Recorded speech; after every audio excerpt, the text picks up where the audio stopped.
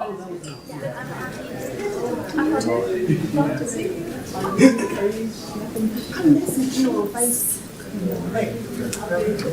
y'all save me a seat?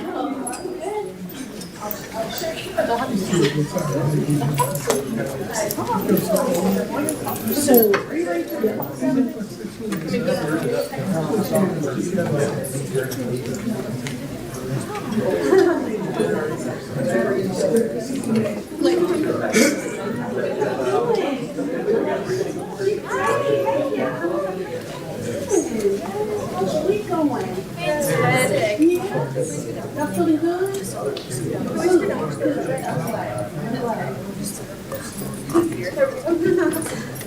Oh,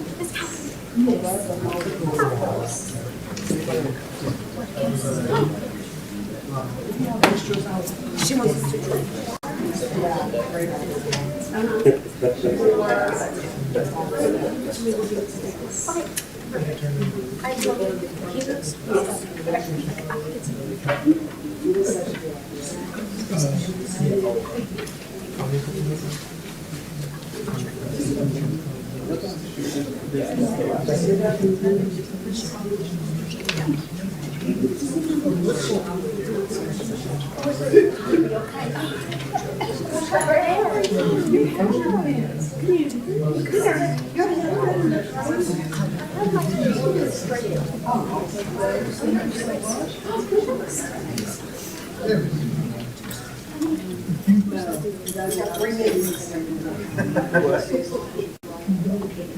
We go hang out.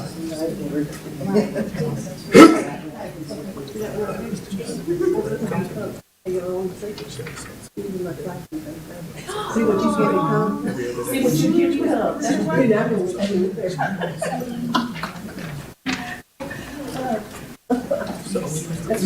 what they gave you.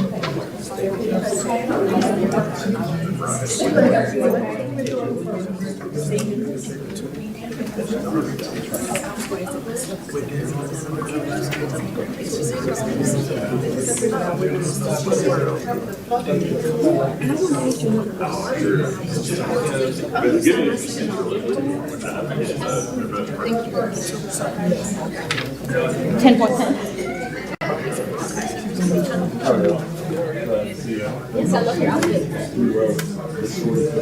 It is. It's purple and gold there.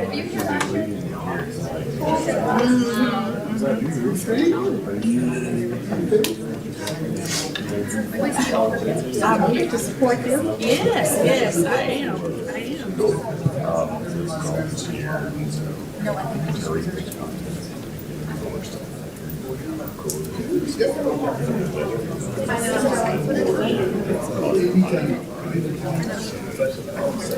Trey has some stuff to say.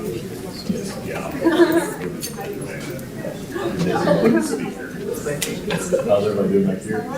Good. Good. Can you see y'all? Glad y'all are here. Yeah, absolutely. Thank you.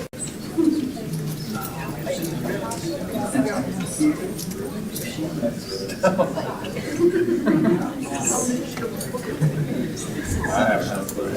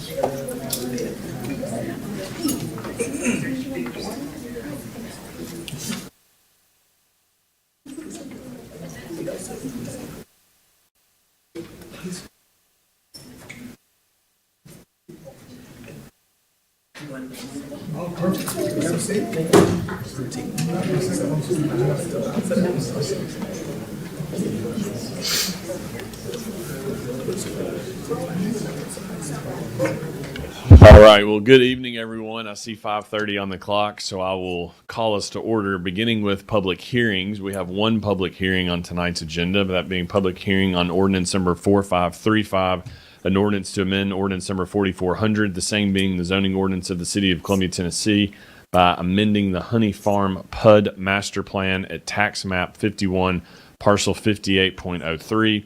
off Honey Farm Way and Leafcutter B Road. This is Ward 5, public hearing number 1. Anyone in the audience this evening wish to be heard on public hearing number 1? Seeing none, anyone on council wish to be heard on public hearing number 1? Hearing none, entertain a motion to close public hearing number 1. Second. Been moved. It's been properly seconded. Any discussion on that item? Hearing none. Mr. Jablonski. Mr. Coleman? Aye. Mr. Green? Aye. Ms. Hardison? Mr. Marshall? Aye. Mrs. Wiles? Aye. Vice Mayor McBroom? Aye. Mayor Mulder? Aye. Public hearing number 1 is closed. All right. We will now call to order tonight's regular meeting. To those visitors in the room, we say welcome. We're glad you're here. I see some special visitors that I'm looking forward to being able to recognize this evening. But to those of you who are watching on YouTube, whether it be via live stream or after the fact, we're also glad that you chose to tune in on what we believe will be a very positive and productive meeting for this body this evening. We'll begin tonight's meeting with a call of the roll. Mr. Jablonski. Mr. Coleman? Here. Mr. Green? Here. Ms. Hardison? Mr. Marshall? Here. Mrs. Wiles? Here. Vice Mayor McBroom? Here. Mayor Mulder? Here, let the record reflect all members of council are present. Next, item 2, we have the invocation by Eric Nichols of Connection Church. I saw Eric here earlier. Eric, come on up. I would ask for all of you to stand as you are able, and please remain standing for the Pledge of Allegiance that will be led by Vice Mayor Randy McBroom. And Eric, I just want to say as you walk up, I know so much good work that you and so many on your team and you're do for our community and the coalitions that you've put together. And so on behalf of all of us at City Council, thank you for that good work, and we appreciate you being here It's this an evening. honor. Yeah, thank you for the privilege of praying. I'm going to ask that since this is the week of Veterans Day, that we would just take a moment and be silent and pray for those that are on the front lines right now fighting on our behalf. So we'll start there, and then I'll close in prayer.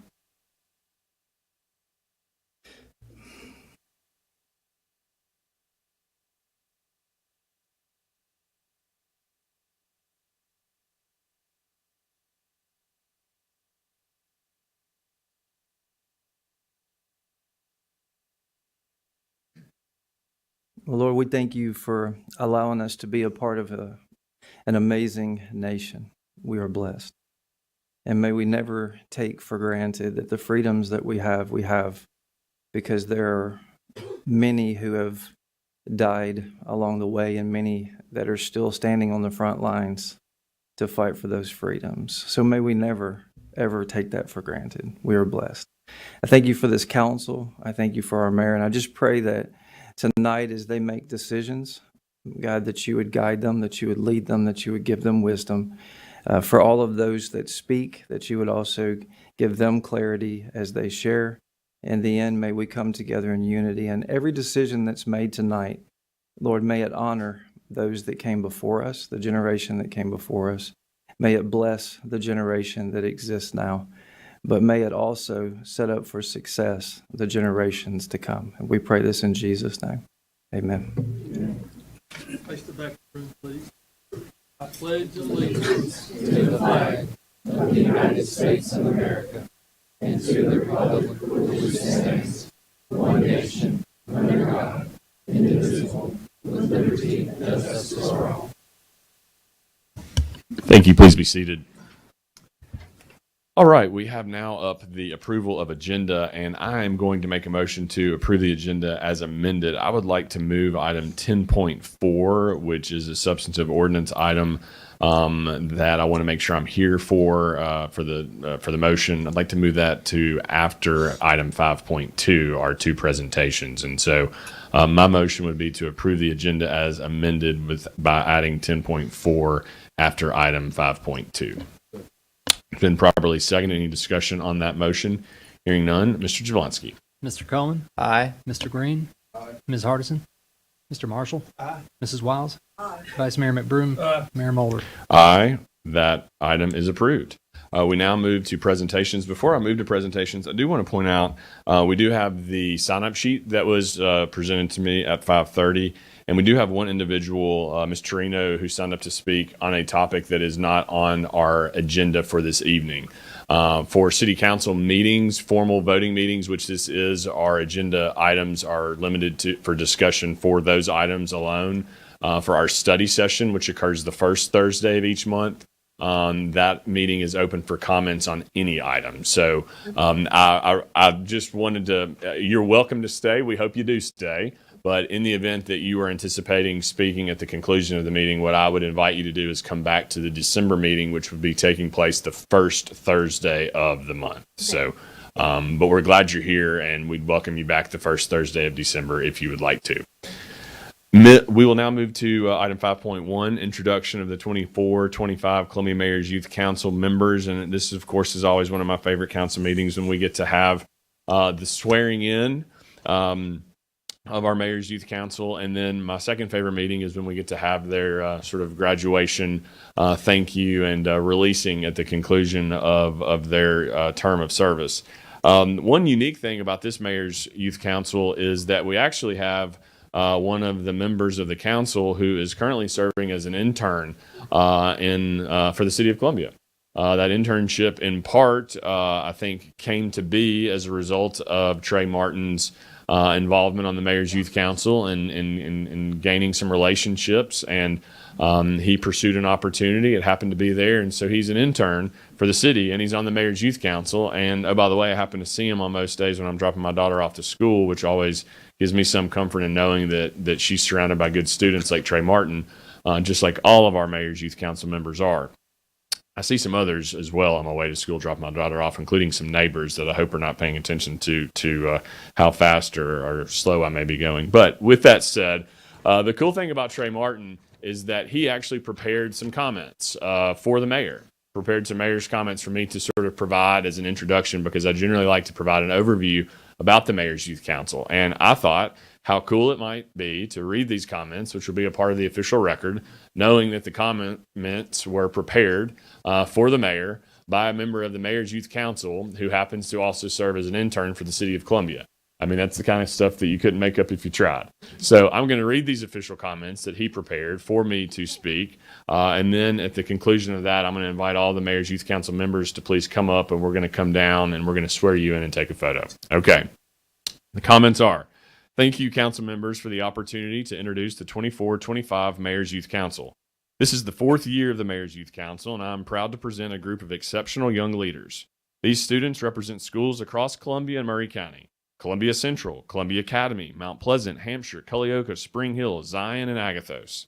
Many of them are student council members or presidents, already taking on leadership roles and representing a diverse range of voices and perspectives. 5 of these students are returning members, bringing their invaluable experience to the table. Over the past 4 years, the Mayor's Youth Council has worked on several meaningful projects aimed at bettering our community, with a particular focus on environmental issues. Last year, the council partnered with Kids on Stage of Murray County and McEwen Group to address the pressing water conservation challenges facing the Duck River. The students collaborated to propose innovative policy ideas and produced a powerful video that was presented to this council. This year, they are continuing their efforts, working to further educate and engage our community on the importance of water conservation, which remains a vital issue as our city grows. But it's not just about the projects they're working on. They are gaining invaluable hands-on experience by attending city council meetings, learning about city departments and services, and dedicating time and volunteering and serving others. These experiences are giving them a deeper understanding of how local government functions and how they, as future leaders, can be a voice for positive change. As Columbia continues to grow, the Mayor's Youth Council will be key in cultivating leadership and civic involvement among our young people.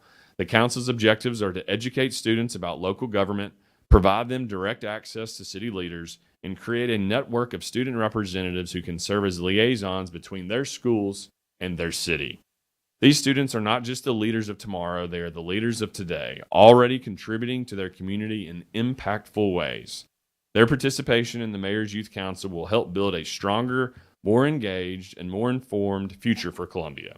Thank you for your continued support of this outstanding group of students. With your help, we are empowering them to make a lasting difference in our city. Let the record so reflect that those comments by the mayor will be a part of tonight's official meeting record. With that said, I would now invite all the Mayor's Youth Council members to please come up front for your swearing in, and I'd invite our council members down as a part of the swearing in ceremony.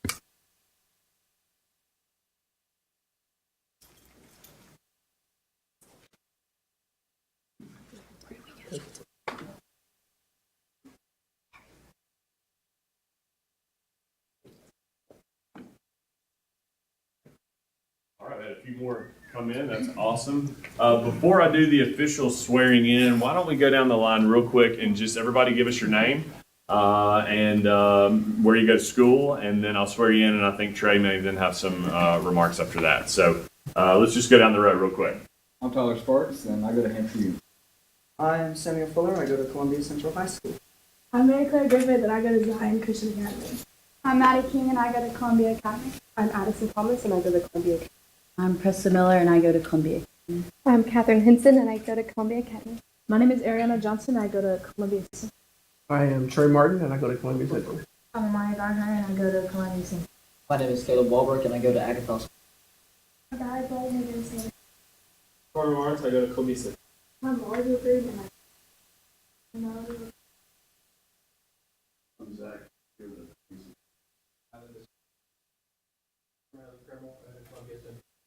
All right. Well, you can see how diverse of a body that we have here with the schools across the county. You know, we didn't have really any idea who might be interested in this organization when we started it, and to know that we're bringing in students from all over the county is something that makes us especially proud. And so now let's make you all official. If you will please raise your right hand and repeat after me. I state your name. I, Catherine Hinson, Do solemnly swear do solemnly swear to support and uphold the mission to support and uphold the mission and rules of governments and rules of government of the Columbia Mayor's Youth Council. of the Columbia Mayor's Youth Council. I shall provide my input on matters I shall provide my input on matters related to the betterment and well-being related to the betterment and well-being of youth in our community. of youth in our community.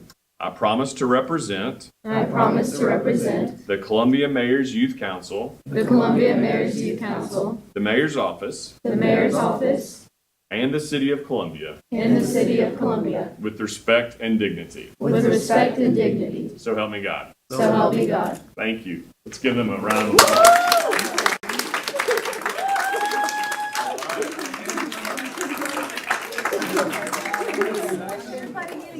Before we squish for the photo, should we let Trey get some remarks? Please, Trey, Would that- don't go right. Trey, you have the floor. I'm just going to go over a couple points, things that we do as a council.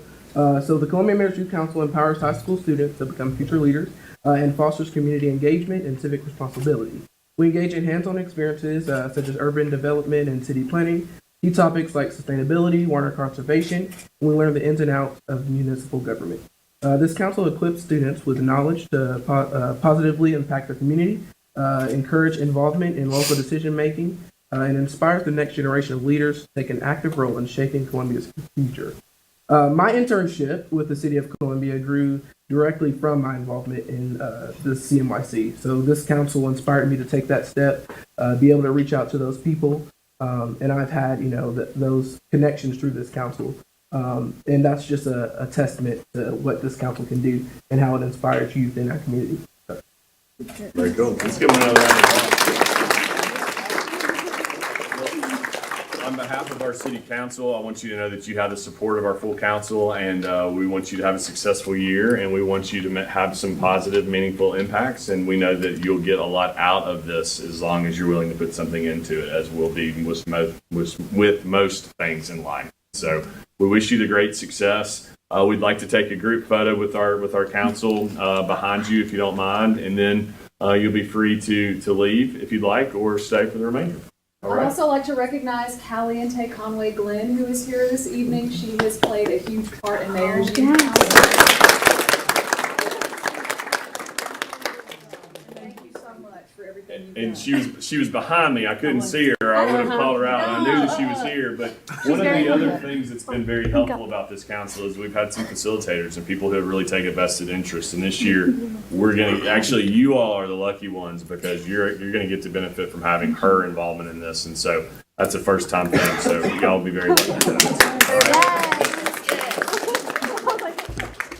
Councilmember Wiles would like to say something. I don't make too many apologies because I won't be here but one more time. First of all, as an old school teacher, and I taught third grade for many years, so I've been dedicated for 52 years to what these people are all about. Where'd Caliente go? I'm right here. See that one right there? She sat in front of me as a third grade student at Riverside School. It wasn't me, but somebody did something right. Look. And now she's up here, Ms. Conway, taking care of this group. And I'm going to roll on out. While you guys keep going.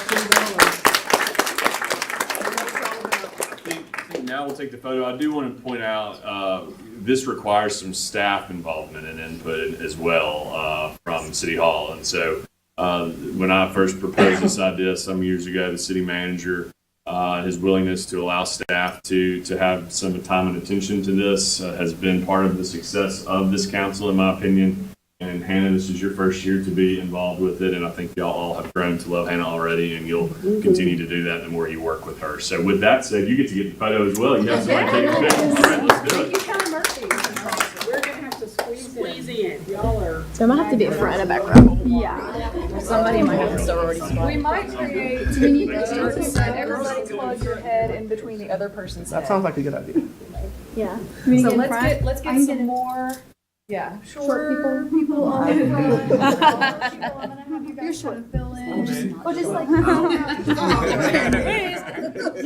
Don't take that, Danny. Don't take it. Don't worry, I'm gonna squat. I'm gonna squat low. Is that everybody in tall enough? Yes. We got some taller people right here, but we can still squeeze heads in behind to make sure your head is seen. Perfect. Oh, we standing? Yes. Get them, that's what it's all Is that about. everybody squeezed in? Can everybody see me? Because I can't Yes. see you if you can't see me. Can you see her? Councilmember Wiles. Debbie Wiles, I cannot You're see fine, you. go ahead, it's about this crew here. No, ma'am, can you sit that way a little? Even though this one I See love. you. You're important to this picture. All right, are we ready? Big smiles. 2, 3, 4. Here we go. One more. Thank you.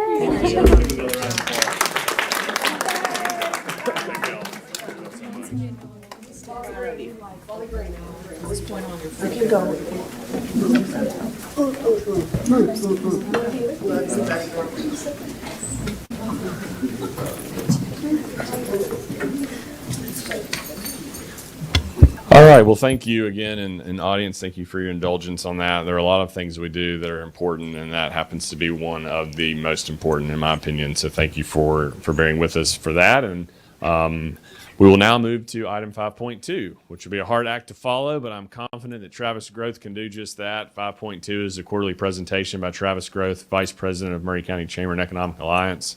I see Will's in the audience as well. Will, thank you for being here also. But Travis, we're excited to hear from you this evening, so you'll have the floor. Well, good evening, and thank you very much for this opportunity. And I'll go ahead. I'll jump right in with the ED dashboard. So there's a lot of information on the dashboard, but really just wanted to kind of highlight two things for everyone. One, we continue to see a good diversification of different project types as we move throughout the year. And then the other thing with the project breakdown, historically, we've seen about an 80 to 20 breakdown, with 80% being relocation, 20% being expansion. And you can see that that's very different right now. It's almost 50-50. And that's a result of a couple things. One, we've tightened up our strike zone based on the feedback we got when we talked to stakeholders about what successful economic development projects look like going forward. And then two, I think we're just seeing that companies that did relocate to the community realize they made a good decision and are considering additional investment while they're here. Moving on to the next slide. Something we're proud of. So we were one of only 4 economic development organizations across the TVA service area to be selected to participate in a new program that's still in its pilot phase. It's called TVA Talent Accelerator. As part of this, we'll receive a community workforce assessment, which is really a comprehensive update on the data that we originally kind of gathered as part of the Align Murray initiative a couple years ago. They'll also look at different site selection factors and how that plays into that workforce data, and then some strategies and recommendations for going forward. And as part of that, TVA is working with a international consulting firm called Hickey Global. We hosted 2 consultants from that firm here for a couple days, did about 6 different focus groups, had them meet with a few of the local companies here, and then we were actually able to take them to participate in the groundbreaking for the Southern Regional Technology Center at Columbia State, so they could see some of the exciting stuff that's going on around workforce here. They also stayed in Columbia for those couple days, and the community showed really well. So just kind of wanted to share that with everyone. Another update related to workforce and Align Murray. Recently on October 25th, through our partnership with Murray County Public Schools, Columbia State Community College, and local industry, we were able to host a Manufacturing Day event again. This is one of my favorite things that we do. About 120 high school students from across Murray County. In one day, they're able to go out and see 3 different local manufacturing facilities. So 3 different places they could have careers in advanced manufacturing locally. Then over lunch, they go to Columbia State. They're able to tour the Engineering Systems Technology program at Columbia State. So not only do they see opportunities for good careers here, then they learn how they could receive training to qualify for those type of careers. And then we actually invited folks from Tennessee Achieves office to come in and talk about the Tennessee Promise and how they can receive funding to pay for that training that then allows them to walk into those high quality careers right here in Murray County. So that's one of those things we couldn't do without the partnership, and a huge thank you to the 3 companies this year that participated. 2 of them were Columbia companies, so J.C. Ford, Columbia Machine Works, and Landmark Ceramics. So if you see anyone from there, please tell them thank you. And then this is a busy slide, but fall is conference season, and it's a busy time of year. And one of the kind of unseen things that we do on behalf of the community is make sure we're out and strategically helping the community create relationships going forward. So we've been at a lot of different things, including the Governor's Conference, Tennessee Economic Development Council, Southeast U.S., Japan, and Korea conferences, TVA Forum. We did a visit with the UT Space Institute, a lot of different things. I got 10 or 12 things on this sheet. I won't go through them all, but there's a lot of behind-the-scenes activity we do trying to create strategic partnerships and build relationships on behalf of the community. And this is a good time of year to touch on that. And then final slide. We've been busy on the marketing side as well. A lot of these opportunities pop up again because of those relationships that we build over time. So we were able to secure an ad on the back page of both the Tennessee State Economic Development Magazine and the Nashville Livability Magazine, which actually highlights an ad from First Fridays in Columbia. And then a new thing for us, we were able to support our state partners and get Murray County highlighted in CEO Global Magazine. So excited about that as well. And then finally, I guess when we sent these slides, it hadn't happened yet, but the Murray County Chamber and Economic Alliance celebrated its 100th birthday the other day, and there was great turnout and support from city leadership. So just wanted to say thank you for that as well. Travis, thank you. In fact, the first thing I did when I pulled up your presentation was scroll to see if there was a reference to that, and I saw that there wasn't. So I'm glad that you did reference it. It was a very well-attended event. There were a lot of City of Columbia officials present. Obviously, we know and understand and appreciate what the organization has meant to this community and Murray County as a whole. So happy birthday to the organization. And thank you for that presentation. I really like hearing about the TVA partnership program opportunity there. And then the marketing. I saw Kelly Murphy sort of light up there on some of the marketing that you touched on. So we always appreciate and enjoy that kind of marketing attention. So thanks for that information as well. Any questions for Travis? Yes, I'd like to ask you a little bit about this Power of 10, the Cumberland region tomorrow, because now that we're in that outskirts of that circle, which years ago we were straight out of Nashville, Huntsville, I-65. What's going to be the impact of that? Because especially with Mayor O'Connell's transit plan passing, which is their local, but do you see that impacting us sooner or later with some kind of transportation system? Yeah, and I want actually one of our teammates, Ruba Loach, is a member of that. So I would want to check with her on what the most recent thing is there. But yeah, I mean, again, that goes to these trying to be out with these regional, state, national, and even international organizations to make sure we have those relationships in place and can be part of those conversations. Yeah. But no, I know I went to one of their presentations last year, and when you see some of the projected data for growth across the region, it's all tied together, and we need to be an important part of that. Yeah. Well, again, and I say that from the year 2000 on, we're exactly where we were predicted to be. It's not unusual. So that's what I wonder where this was going. Thank you so much. Sure. All right. Any other questions, Mr. Coleman? I just had one question. Also, I was really impressed with the Local First product catalog that you guys put out. Really fantastic. It's like one of those things that hit today. I saw actually, yeah, or at least on Instagram. Yeah, it hit today. I saw the email today, and I was just thoroughly impressed. Yeah. As always with you guys. I had one question to see whether or not I know that childcare was one of the things that was on the Line Murray the strategic planning things that came out of that. Has there been any progress or any kind of forward movement on that front? Yeah, and if I could, before I answer your question, just to your comment, acknowledge a tip of the cap to one of our teammates, Corbin, who's a new member of the team.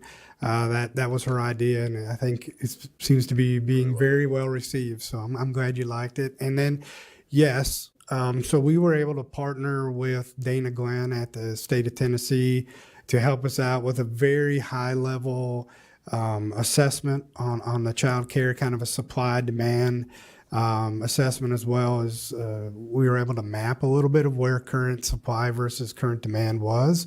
It was very eye-opening, and then we did host a lunch and learn event where we were able to bring in employers so they could learn about ways to tap into state funding if they're interested in creating child care programs as an employer. So excellent. Yep. Great. It was good to hear that. Thank you. Always thank you for all the good work. This is the last time I'll get to see you from up here and ask you questions, so make sure I ask one more. Thank you. On that note, Tony Green, would you like to ask a question? I'm kidding. Travis, thank you for that presentation.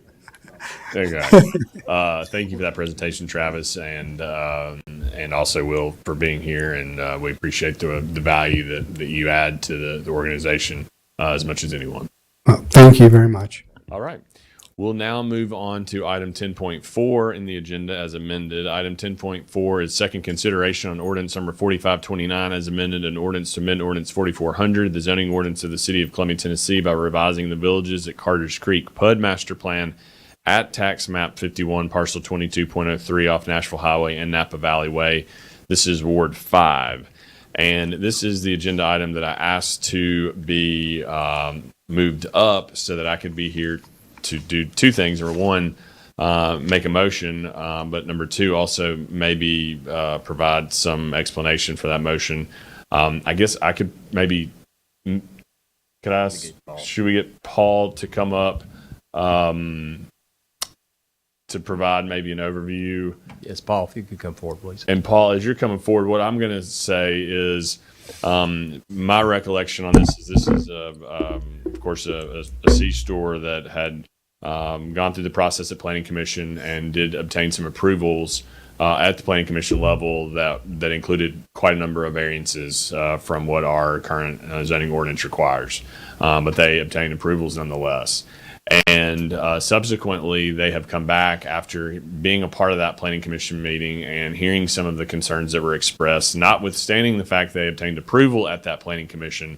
They've made some changes in their site plan and their elevations via new exhibits C and D, as opposed to exhibits A and B, which they're requesting be incorporated into this approval this evening. And I think I'm correct in saying that while the new exhibits C and D are not in full conformity, they are far more in conformity now than they were. And that was even on the heels of approval that they received at the Planning Commission level. So now that I've teed that up, can you direct us any further or yonder? Yeah, so you are correct that your first consideration, which you reviewed, was the recommendation from Planning Commission that had a longer list of exceptions being requested by the applicant. During that time period, they also presented to you during that study session an alternate design that would lessen those exceptions on that. And at that point, you requested to see that here for second consideration. And that's where we are today. So inside of your packet there, or in front of you there, you have multiple exhibits. So the exhibit A and B are the original ones and the ones that you motioned on in first consideration.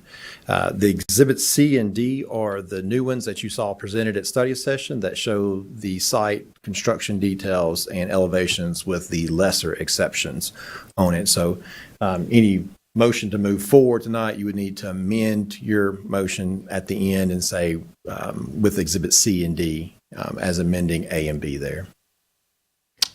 Yeah, and again, with that, I just would the reason for my support on the motion that I'm going to make is really multifaceted. Primarily is that they, even in the face of prevailing on what they wanted in their original plan, still ended up making changes that were some of the more important changes. I think that, and particularly the third layering of the pumps, as well as some facade improvements and the frontage on the elevations. And so I believe that this is another example of perhaps we're planning at its best, where the developer hears concerns even when they get approval of things that are more out of more of a variance than what they're now seeking. But they heard concerns and have come back with a better overall product. And so again, I think kudos to planning in general on that.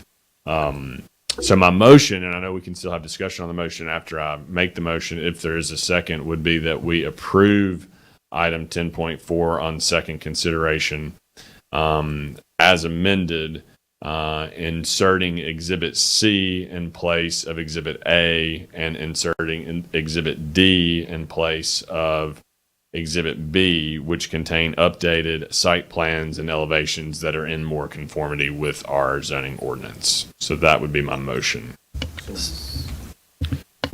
Been properly seconded by Councilmember Green. Now that the motion's been made, any discussion? Okay, hearing no discussion, we'll take the vote. Mr. Coleman? Aye. Mr. Green? Aye. Ms. Hardison? Mr. Marshall? Aye. Mrs. Wiles? Aye. Vice Mayor McBroom? Aye. Mayor Mulder? Aye, that item is approved as amended. We'll now go to Section 6, organizational business, back on the regular agenda. Item 6.1, approve the minutes of the October 10, 2024 City Council meeting. It's been moved and properly seconded. Any discussion on item 6.1? Hearing none, Mr. Jablonski. Mr. Coleman? Aye. Mr. Green? Aye. Ms. Hardison? Aye. Mr. Marshall? Aye. Mrs. Wiles? Aye. Vice Mayor McBroom? Aye. Mayor Mulder? Aye, that item is approved. Next item, 6.2. 6.2 is the appointment of a city attorney. As the public may be aware, this is a process that we have undertaken several months ago that began with an application, open application process, and an interview process. It ended up narrowing down ultimately to one final applicant, and that being an applicant who has served in other capacities for our city, including most recently as the judge for our municipal court, city judge, but has also been called upon from time to time to assist in matters when Mr. Tisher could not be available or needed assistance, and so has some experience already out of the gate. Because we do know that losing Mr. Tisher is losing a lot of city attorney experience along with that. And so I am grateful that we do have someone who is respected in the legal profession and someone who already has some experience in municipal government, so can hit the ground running. And I'm grateful, most of all, for a process that Danny Coleman, I think I will give you credit for this, that we didn't necessarily have for appointments and of some of these type of positions, and wanting to make sure that the public was aware so that people could apply for such a position as this. And so I really am just appreciative of this process as a whole. So with that said, on item 6.2, I will make the formal motion to appoint Jake Hubble as the city attorney, which would allow me to then, I believe, as a part of that motion, Mr. Massey, negotiate a contract that would be salary benefit package that would be brought for approval at the December agenda meeting. Yes, sir. But this would confirm his actual appointment that would begin effective January 1, 2025. Yes, sir. All right, that is my motion. It's been properly seconded. Any discussion on item 6.2? Hearing none. Mr. Jablonski. Mr. Coleman? Aye. Mr. Green? Aye. Ms. Hardison? Aye. Mr. Marshall? Aye. Mrs. Wiles? Aye. Vice Mayor McBroom? Aye. Mayor Mulder? Aye, that item is approved. And now with that, ladies and gentlemen, I am going to have to depart. I am a mayor, but I'm also a dad first, and I have a son who needs his tie tied at the homecoming court that he's on for homecoming at Whitthorne Middle School. And so I am going to go take on that duty and role, which is also, by the way, why I'm in purple shoes this evening, in case you were wondering. But I'm going to leave it into the capable hands of the vice mayor for the remaining items on the agenda, beginning with 7, the consent agenda. Thank you. Thank you, Mayor. All right, we'll start on the consent agenda, and what this normally is the items that are just normal things for the city to run through, and so we'll just go ahead and start on 7.1. Approve the disbursements for the month of September 2024 in the amount of $7,449,436.44. Do I have a motion? Vice Mayor's consent agenda, if you recall, you just Oh, read I'm all of sorry. them, then you ask for a motion. I gotta get my feet going again here. That's all right. All right, approve. All right, 7.2, approve the payment to Murray County for providing funding for the Murray County City of Columbia Animal Service Facilities for the first quarter of fiscal year 2024, $67,500. 7.3, approve and authorize the mayor to sign an amendment to the contract with Tennessee Property Management LLC in the amount of $18,000. 7.4, approve bid award and authorize the mayor to execute contract with Bluebird Roofing for the roofing replacement in City Hall in the amount of $200,000. 7.5, approve and authorize the mayor to sign an agreement between Green Trails LLC, Bobby Sands, and Beth Sands in the City of Columbia regarding the relocation and improvement of Baker Road at Bear Creek Pike and subsequent abandonment of excess right-of-way, Ward 5. 7.6, approve reimbursement in the amount of $130,000 to the Lennar Homes of Tennessee LLC for the Honey Farm Townhomes Phase 1A. 7.7, approve and authorize the mayor to sign an agreement for engineering service assistance management plan contract between the City of Columbia and J.R. Walford and Company in the amount of $49,000. Approve and purchase the desktops, towers, tablets, and accessories from Dell Technologies in the amount of $72,850.39. Approve and 7.9, approve and authorize the mayor to execute one-year agreement with Workplace Services Corporation, DBA, Life Service, EAP, for the Employee Assistance Program service. Move to approve. We have an approval and a second. Any more discussion? None. Roll call, please. Mr. Coleman? Aye. Mr. Green? Aye. Ms. Hardison? Aye. Mr. Marshall? Aye. Mrs. Wiles? Aye. Vice Mayor McBroom? Aye. Motion passes. Next, none in administration. Next, number 9, resolution. Resolution 9.1, resolution number 24-67, a resolution authorizing acquisition of property and easements, including the authorization of eminent domain proceeding if necessary for the Bear Creek Pike Pump Station relocation and sewer improvements project. Move to approve. We Well, already got approval in a second. Just one discussion. Have we had any, since last Thursday, have we had any contact? I'm not sure if we have or not. Donnie, have you had any? No, sir. We All haven't. right, so we still have not had any contact. So this is the He's reason not- why. He's not reached back out to us, no. So this is right, reason for the eminent domain. So we have an approval in a second. Any more discussion? I see none. Roll call, please. Mr. Coleman. Aye. Mr. Green. Aye. Ms. Hardison. Mr. Marshall. Aye. Mrs. Wiles. Vice Mayor McBroom. Aye. 9.1 passes. 9.2, resolution number 2471. A resolution to accept the ownership and maintenance of sewer improvements serving Dollar General, Bear Creek Pike. Move to approve. We have a motion and a second. Any discussion? See none. Roll call, please. Mr. Coleman. Aye. Mr. Green. Aye. Ms. Hardison. Mr. Marshall. Aye. Mrs. Wiles. Vice Mayor McBroom. Aye. 9.2 passes. 9.3, resolution number 2473. A resolution accepting the donation of $3,058.14 for the purchase of equipment and supplies for Columbia Fire and Rescue. Move to approve. I have a motion and a second. Roll call, please. Mr. Coleman. Aye. Mr. Green. Aye. Ms. Hardison.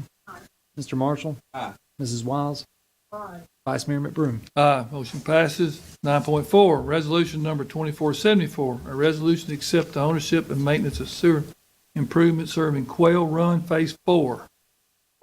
Move to approve. We have a motion and a second. No discussion. Roll call.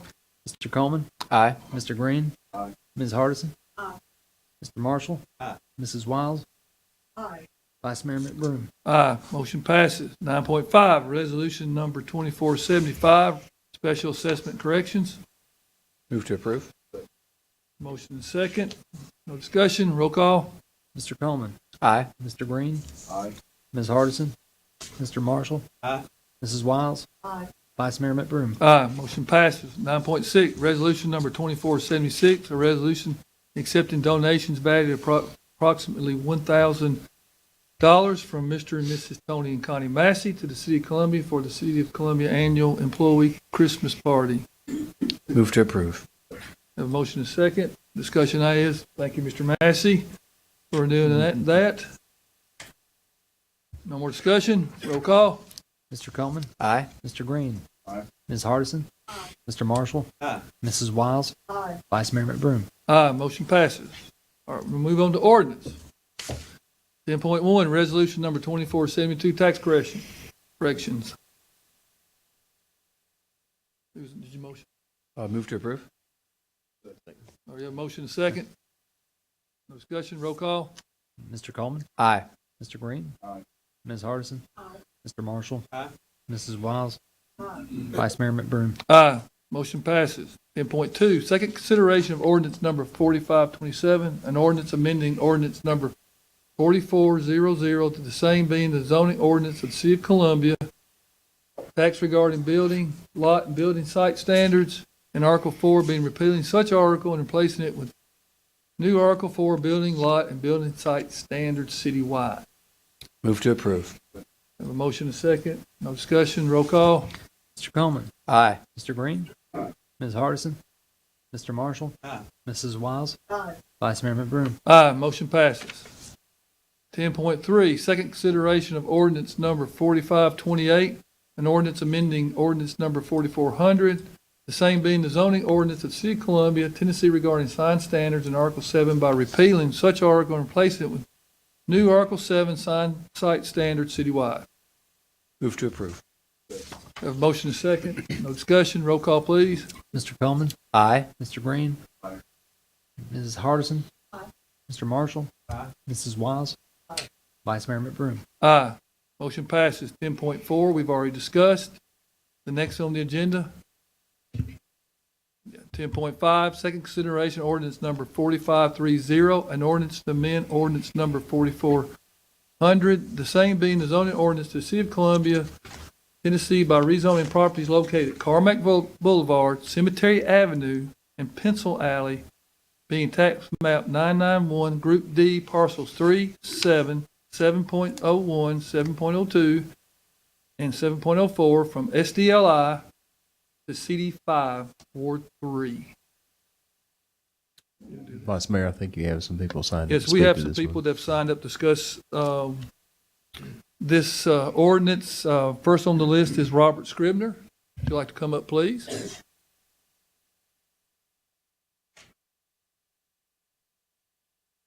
State your name and your address, and you have 3 minutes, sir. Thank you. Name is Robert Scribner. Address 1206 Pencil Avenue. And last time we was here, we were discussing our property value might go down if they're gonna rezone it for housing building at that property, and taxes go up. And we wasn't agreeing to it. And that's about it I got to say. Thank you, Mr. Scribner. Thank you. Next is Darley Ship or Sharp? Ship, yes, ma'am. And, name and address, and you have 3 minutes, ma'am. Dolly Ship, 1202 Pencil Avenue. All I have to say this time is I don't want my privacy bothered with these buildings. And also where he's trying to put it, that it's not family orientated. You got to think about kids. You got Carmack Boulevard, cars. You got Cemetery Avenue, cars. And kids are curious. That's all I can say. And another thing, if you never seen a kid get hit by a car, I have. And you got 8 of those tanker trucks going down Cemetery. You got steel trucks going. It is an industrial site. I mean, commercial and industrial. This is just ridiculous trying to put something right there. And that's all I got to say. Yes, ma'am. Thank you. Mr. Mass, I'd like Paul to come up and explain the zoning changes again. Sure. Paul, if you could come forward and explain what the recommended change in zoning on this item. Yes, sure. This is a recommendation to go from a light industrial zone. So what's there now is industrial and how it's zoned, and also the uses allowed there would be industrial, as well as multifamily living structures could also go there with it, the way it's currently zoned. This request is to go into a CD5, which is more of an urban form, mixed-use style of zoning. Your concept that you're looking at is depicting a mixed-use building with commercial on the bottom and residential on the top. They are not bound by this concept. They could go all commercial. They could go still have to do the mix of residentials. They are required to have the bottom floor as commercial on that. This site is 2.97. It is within your city center urban village in the activate zone, which is essentially saying to move forward or to encourage development within that zone itself, in particular redevelopment of sites on this site. They did come before you in Planning Commission with a unanimous vote. I believe it was 5-0 at that one.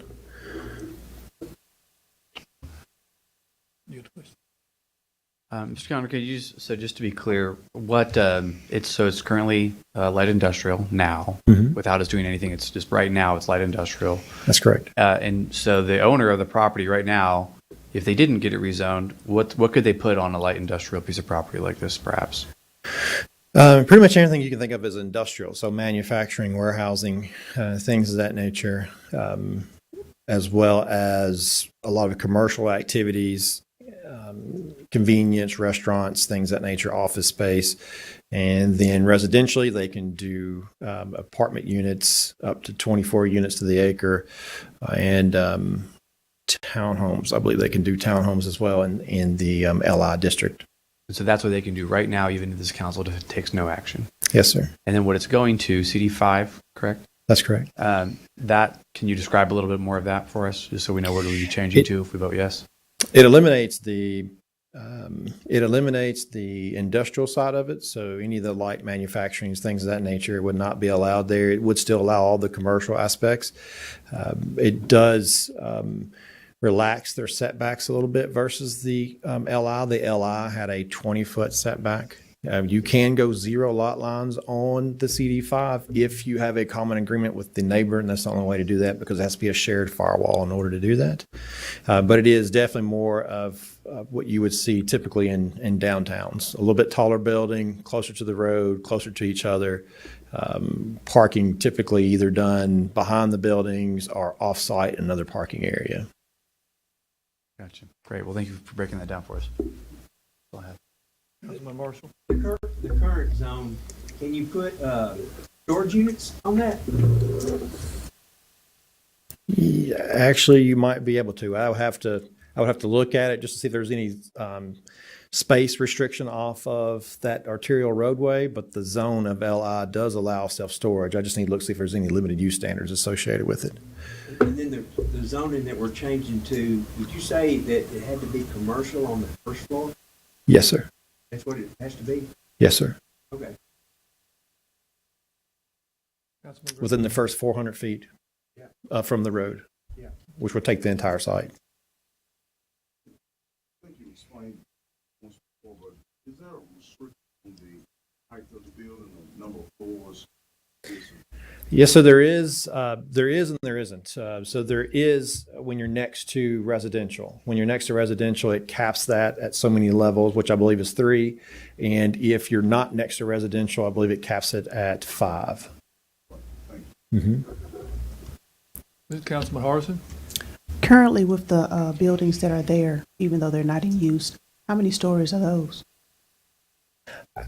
You know, it's tough to tell. I think it's actually a building that's inside of another building, if that makes any sense. It's from the height perspective, you could visualize it as being more of a 2-story, but I don't believe it actually has 2 stories in it. It may have a mezzanine in it type situation, but as far as we know, it's just a single story with maybe storage. But from a height perspective, that would be very similar to a 2-story, maybe even a 3-story building, the way it sits today. Thank you. Well, I think y'all beat me to all the questions. I mean, y'all hit all the questions head on. Now, the only thing I was thinking of was like Councilman Green said, if they were to put something up against their property, they're going to have a landscape buffer too, correct? But I know they have to stair step it back on the height. What would be the? They do for the height, but I don't believe in a CD5. I would have to check on a CD5. You generally do not see buffers in CD5s just because of how tight they are. Okay. But it sounds like overall, with all the questions that were asked, it was the LI or CDLI was going to be almost more intrusive to them. The LI allows almost all the same rights. The only difference is that the buildings within a CD5 can be closer together. That's the big request from the applicant there. The LI could go with the height standards would be different. Yes, sir. There's not a step back. There is a 3-story max though for that, just flat across the board. Okay. So it'd be very similar in the height. Okay. Thank you. Any more questions from Mr. Keltner? Thank you, Mr. Keltner.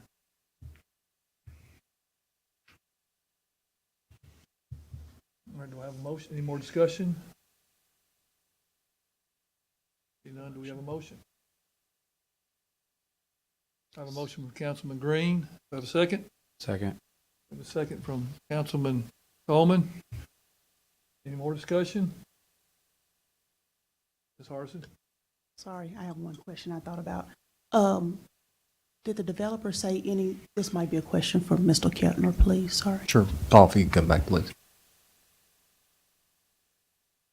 And it might be too early, but did the developer say anything about potentially changing the entranceway? Oh, absolutely. I think during our comments during our design review committee meetings, we had talked a little bit about the entranceways. I know they're showing some connection to Pencil Avenue, but in their concept, they're showing that they're unsure what that right of way looks like. I've kind of briefly looked at it myself. It goes all the way back into early 1900s. It was shown back in 1927 for sure in some of our older maps that we have as being Pencil Avenue, and it has it as an alley, but They haven't gone far enough to describe to see if it truly is an alley, who owns the alley, if there even is one. So for them, they knew the access points were going to be shifting around a little bit, as well as I think they show an access point there on Carmack, and that would be fairly difficult to achieve with our access management ordinance. So they understand some of the site will need to be massaged. Thank you. Mr. Kellner, would as this moves forward, if this passes and the developer, continues to develop the property or moves forward with developing whatever their intentions are, there will be other opportunities where residents who live nearby can come and have somewhat of at least transparency in that process, correct? Maybe have other voices or voice their concerns. And this particular one, if they're not creating a street, it's less than 10 acres, so it's not considered a development parcel at this time. So it would be just following your standard ordinance. There wouldn't be any commissions to look at this one. Okay. So no boards or anything for this one. So this zoning is, so while we're approving it, or if we were to approve it, the concept plan that we're looking at here, I guess, how much can it differ from that? Oh, it could greatly differ. I mean, they could go a totally different direction. That's why we have such a prescriptive ordinance in Ordinance 4400. So it's a highly detailed architectural. CD5 is much harder on the applicant with regards to architectural style of the buildings and variations of buildings within inside of that. Okay. So we'll be relying on the zoning ordinance to ensure this comes out being something that we've chosen. Yes, sir. All right, great, thank you. Mr. Green? We didn't amend this ordinance. If we didn't amend it, they could still proceed with building in that area, right? Yes, sir. So this is just kind of like, almost like a last ditch effort with some kind of constraint on what they're trying to do. It may work out favorably for the residents in that area, and not. Well, as just talking to, earlier, the biggest thing is the setback. So it's a fairly odd shaped lot, and it's fairly shallow as well. So it gives them a little more flexibility to put some of that space between buildings that the LI that it currently is would make them push further apart. It allows them to capture some of that space back to then be able to park it, that kind of thing. Some of the other site design standards needed to be met. They could still develop it. It would just be a lesser intense type of development. Councilman Marshall? Is this piece of property in the Arts District, just out of the Arts District? That's a good question. I believe it's outside the Arts District. It's adjacent to it. Yeah, so knows that. Any more questions or comment? All right, we're ready to vote. Roll call, please. Mr. Coleman? Aye. Mr. Green? Aye. Ms. Hardison? Mr. Marshall? Aye. Mrs. Wiles? Vice Mayor McBroom? Aye. Motion passes. Next on the agenda, 10.6, second consideration of ordinance number 4531, an ordinance to abandon an easement on the property located on North James Campbell Boulevard and being tax map 089, parcels 41.00 and 41.13, and replacing such easement with a new defined easement authorizing conveyance of such abandoned easement to the property owners. Second. I have a motion and a second. Any discussion? I see none. Roll call, please. Mr. Coleman? Aye. Mr. Green? Aye. Ms. Hardison? Mr. Marshall? Aye. Mrs. Wiles? Vice Mayor McBroom? Aye. Motion passes. 10.7, first consideration of ordinance number 4532, an ordinance providing for the collection of 2023 delinquent property tax. Move to approve. Have a motion and a second. Discussion. See none. Roll call. Mr. Coleman? Aye. Mr. Green? Aye. Ms. Hardison? Mr. Marshall? Aye. Mrs. Wiles? Aye. Vice Mayor McBroom? Aye. Motion passes. 10.8, first consideration ordinance 4533, an ordinance providing for the collection of 20, oh, I just did, oh, no, this is 2023 delinquent special assessments. Move to approve. Motion and a second. Discussion. See none. Roll call. Mr. Coleman? Aye. Mr. Green? Ms. Hardison? Mr. Marshall? Mrs. Wiles? Vice Mayor McBroom? Aye. Motion passes. 10.9, first consideration of ordinance number 4534, an ordinance to amend the fiscal year 2024 to 2025 budget ordinance 4503, providing for revision of the general and capital project fund and establish the date of December 12, 2024 as the date of public hearing. Move to approve. Motion is second. No discussion. Roll call. Mr. Coleman? Aye. Mr. Green? Ms. Hardison? Mr. Marshall? Mrs. Wiles? Vice Mayor McBroom? Aye. Motion passes. 10.10, first consideration ordinance 4535, an ordinance to amend the ordinance 4400, the same being the zoning ordinance of the City of Columbia, Tennessee, by amending the Honey Farm PUD master plan at tax map 51 parcel 58.03 in the Honey Farm crossing located off of Honey Farm Way and Leaf Cutter B Road, Ward 5. We get Mr. Keltner to refresh our memory on that from study sessions since everybody Certainly wasn't here. can. Paul, if you could come forward, please. Yes, thank you. So this was a request that is inside Honey Farm. As soon as you go into the development there, this has been an ongoing development, I guess now for about 20 years almost. And it's starting to finalize out in some of its last stages there. As you go into Honey Farm there on the right-hand side, there was already an approved 1,500 square foot office building.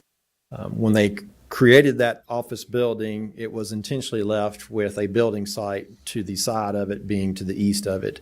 This is the request there to add on to that existing already approved 1,500 square foot building by adding an additional 5,700 square feet onto that for a retail office type of use. We did review that. There were a couple exceptions for that. There is a additional front setback that's being requested on that. The road itself veers off. The original building is already set in its position to the road, but as the road veers off, they're wanting to keep that front plane of the building flat, and which has created a little bit further away. And that setback ranges from being compliant all the way up to, I believe it's around 8 feet or so where it gets off on the exception. It's a single story versus a 2-story. So in your PUD regulations, outside of what you passed tonight, actually requires the 2-story. And this is a 1-story, which matches the original building that was approved, as well as there is a little bit of height request for a retainer wall that's in that area due to the grade dropping off to the east of an additional 7 inches of wall there for that. Outside of that, though, it does meet all of your other standards with regards to site setting, architecture, parking, and things of that nature. Now, this, what we see is the elevations. That is what we have. That's what they will do. Yes, sir. The PUD bounds them to that elevation exactly. Okay. We have on the list to speak, if needed, Chase Kirk. Yes, sir. Okay. And also we have Christian Noble. Same thing. Do you have any questions for them?